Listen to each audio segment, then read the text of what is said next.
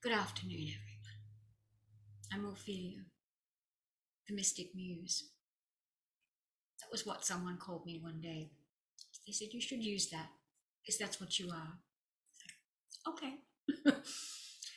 Not seeing what they saw. This is part 2 of finding who I am through relationships of self and others.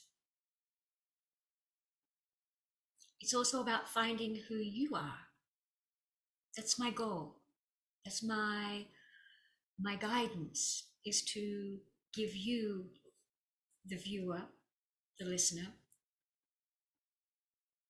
a piece of who I am and how I found the clues.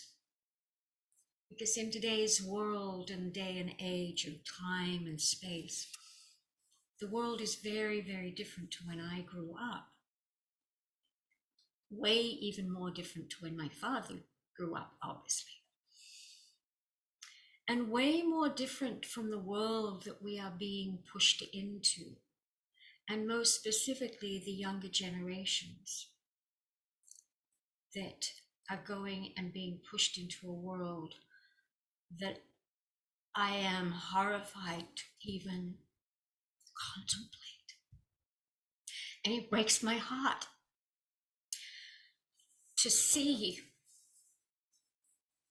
what may be an avenue and direction that a vast, vast majority of the planet will go.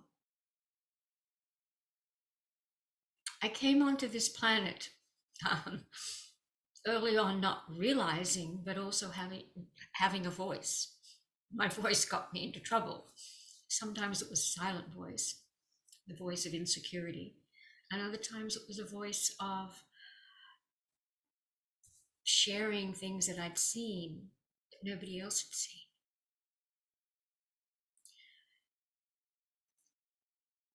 When I was young, I started dancing at 8 years old. I loved ballet. It was like everything. I was a pain in the butt.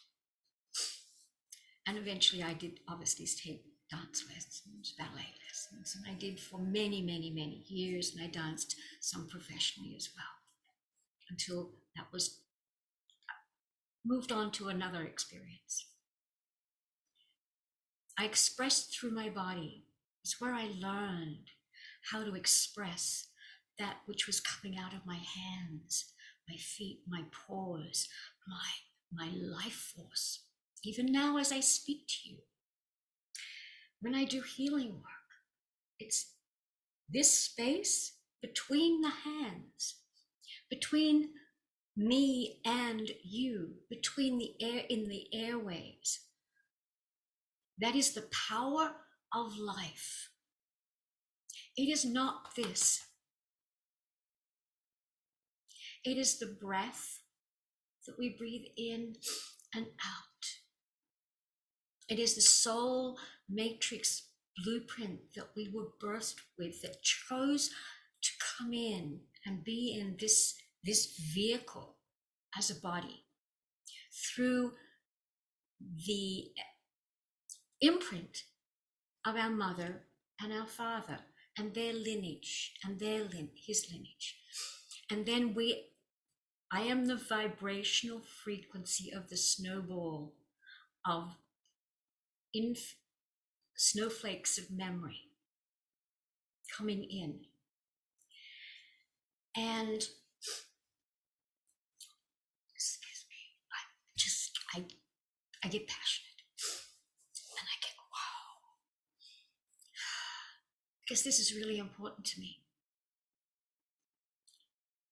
It is for people to feel and touch the very essence of who they are.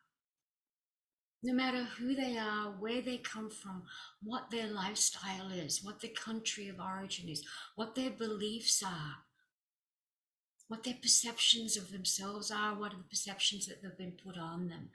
All of that is naught in the search for who we are, who you are, who I am as a soul being. living on planet Earth in this vehicle of the body.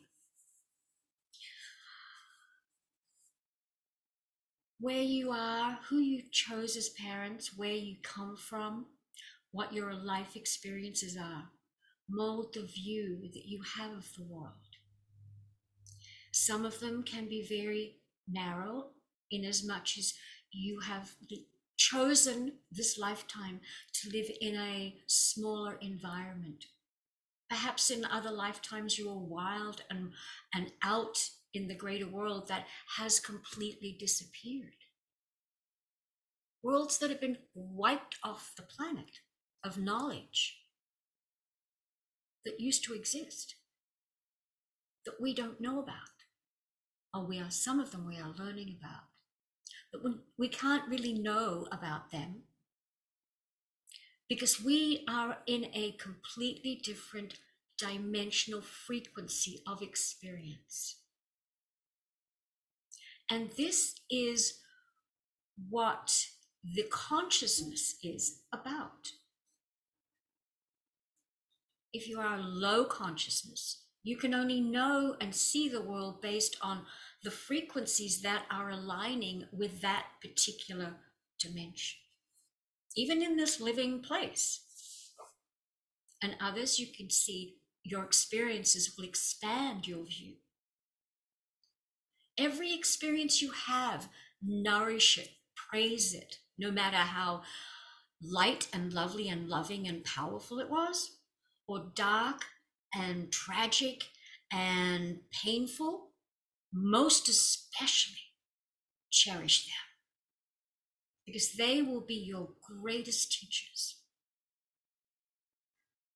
Because you have to know the depth of your power of going into the abyss to be able to look up and see that tiny spark of light, that you know the direction to go up to find that light. And as you get up closer and closer, and you look and go, okay, I'm going to go to that light. I am going to be a new person through the darkness I've just come out of. And every cell in your body will be embodying the pain, the joy, all of the things that you experience prior to that moment of getting to that next light at the top of that next hole. For your next bountiful experiences to take you another directions. It's not this way. It's not a linear. It is a never-ending going up, up, up, up. So when we talk about ascension, and it's in most cases these days, it's so much of a very theoretical, hypothetical, academic expression. We are working towards being ascension, going and ascensioning, ascending to whatever, because nobody really knows what the ever is. You only know that when you get to that point oh, that's it. But no, it is not. Because then you have the ability to go again. So we are ever ascending. From the moment before you came in here, you arrive, and then the journey is ascending all through life, through every age we have, every cycle we go through, every experience we go through. It is an ascension of our growth, of our knowledge, of our participation, of our choices. And each one gets higher and higher. The people we are with, the people who influence us, high and low, good and bad. It's all of it.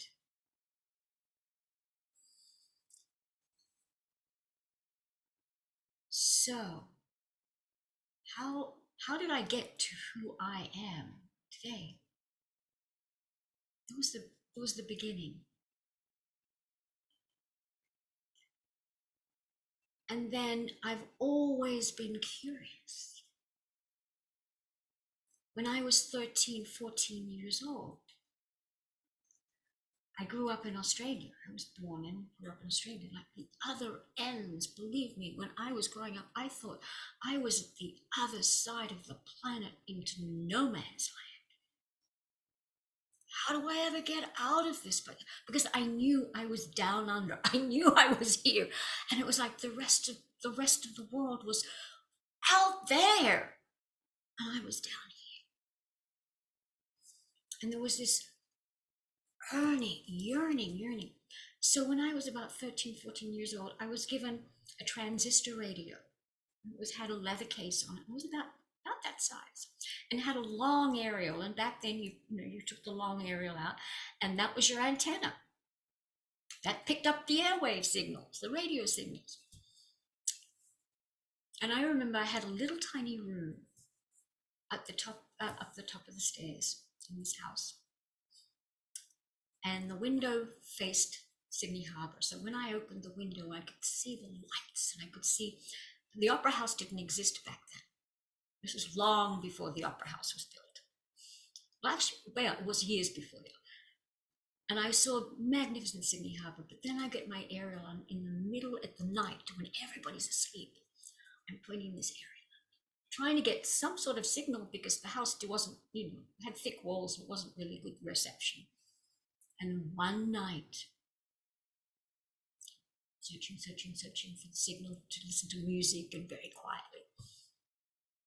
And there's voices coming out of this. It's like, what are these voices? They were not my language. And it started a nightly journey into the ethers, wavelengths. And I was picking up at times the BBC. I was picking up Chinese voices, Japanese voices, Russian voices, voices from South Africa. I mean, it was like I was traveling the world at night. Not every night, but many nights on my little transistor radio. And it was like, oh, this is Contact. Jodie Foster, this is Contact. At 12, 13, 14 years old, I was doing that. It gave me impetus. I loved general knowledge. I knew all of so much of what was going on in the world, but I listened.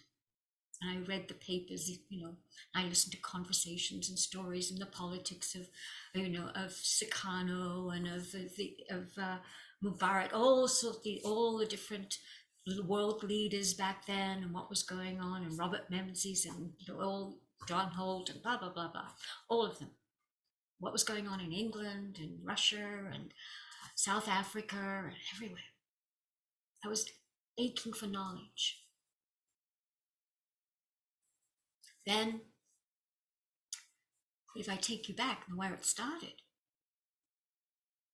because this is the molding of who I am and why I have a mind that soaks up information and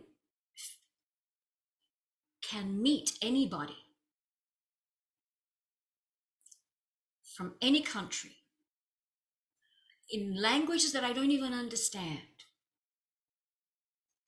And I can meet and I can communicate with them. Because at 9 years old, my family, my father, and because of his business, we were very blessed. We were not wealthy, but we were blessed. Went on my first trip around the world, 1958. The planes were constellations. The propellers I could only fly about 6 hours before you had to land. So we stopped from Sydney, we went to Perth. From Perth, we went up into Calcutta. I went to Sri Lanka, to Calcutta, to Bombay, across up into some other places I don't remember. Ended up going into all parts of Europe, France and Germany, Switzerland, into England, Spain, and all Greece. I remember these places, Pompeii.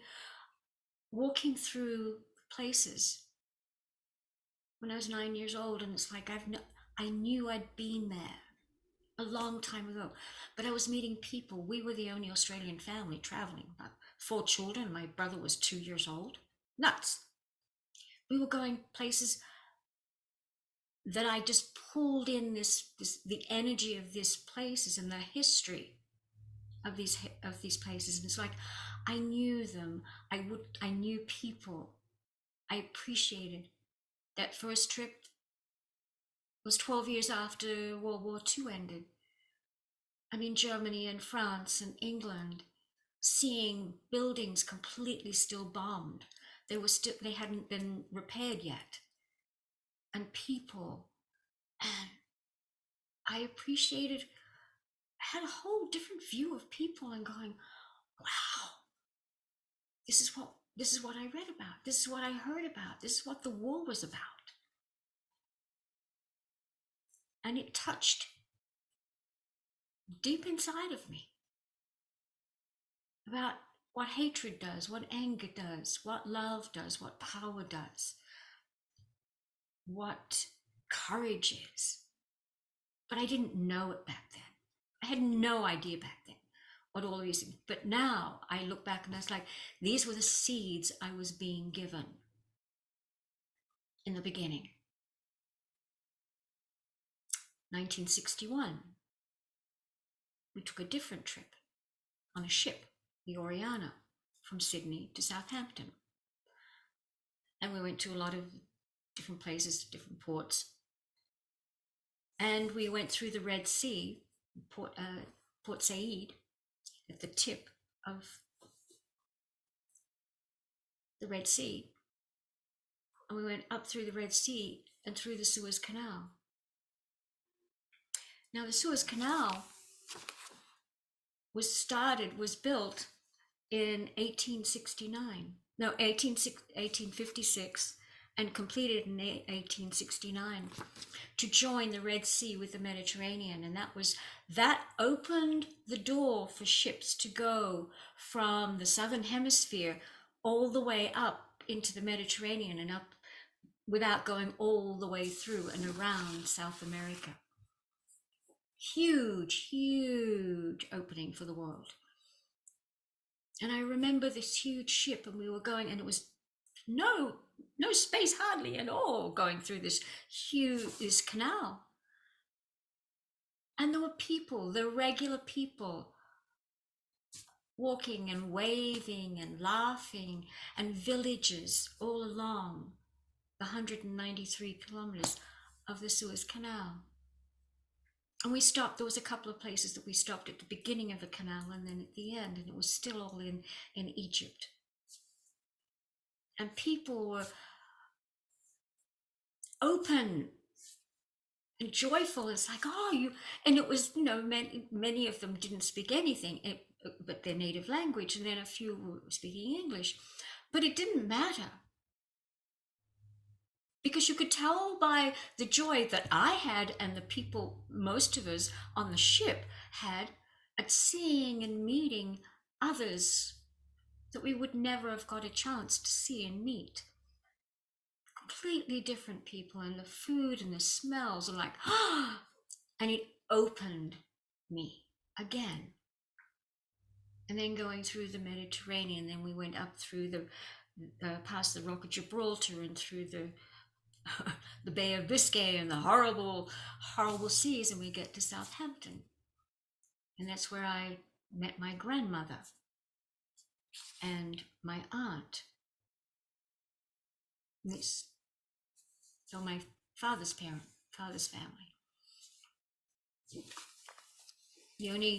She was the only grandparent I had, and the 4 of us had. We didn't get on. She didn't like us because she thinks my mother stole her son. So it wasn't a really good relationship. And then we flew back, and we came back via America. That was my first trip into America. This is 1961. And lo and behold, we flew into Los Angeles. And one of the big treats is that we got to visit Disneyland. the original Disneyland. It was the time of the beginnings of Mickey Mouse Club, and Roy and Don, and I met Don, and we all got drawings of Mickey Mouse and Donald Duck and whatever for us personalized. That was my introduction to America, but even back then I was like, this is so different. And it's obviously it was very much calmer back then, but very much different to Europe. It was like, wow, okay. Never did I ever realize that visit was also planting seeds that I would end up most of my life in America. From those beginnings, I ended up flying as a stewardess with British Airways. Back when I joined, it was B.O.A.C, British Overseas Airline Corporation. Then midstream, it changed to British Airways. And once again, I flew all over the world, based in London, to America, Chicago, New York, Miami, the main, San Francisco, the main hubs at that point in time. This was back in the 70s. South Africa, Nairobi, Kenya,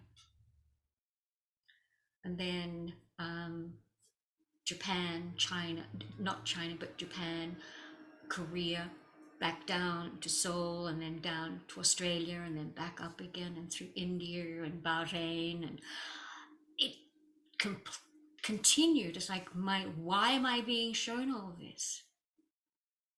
And with every trip, it was more and more expansive.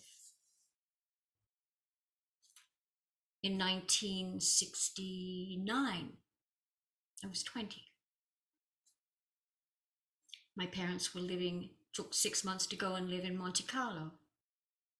So my dad wanted to fulfill that little piece of his dream, world dream. And after 6 months, they didn't come back. So I went over there and spent 18 months living in Monte Carlo. I turned 21 in Monte Carlo. What an amazing, amazing place. And we lived in Saint-Jean-Cap-Ferrat for a while. And Gregory Peck's children would come and play with my brothers and sister during their summer holidays because they were all about the same age. And it was like, Princess Grace. And then the children went to school with, a year below each of her children. I've had experiences that no one has ever had. We were the only Australian family living on the Côte d'Azur. I shared little tiny pieces about my life. But the expansiveness of how many places I have traveled to, and how I've seen and been open into the world, has formed my views, my expansive knowledge. Not academic knowledge, but life knowledge, people knowledge, not being afraid to meet people where they are,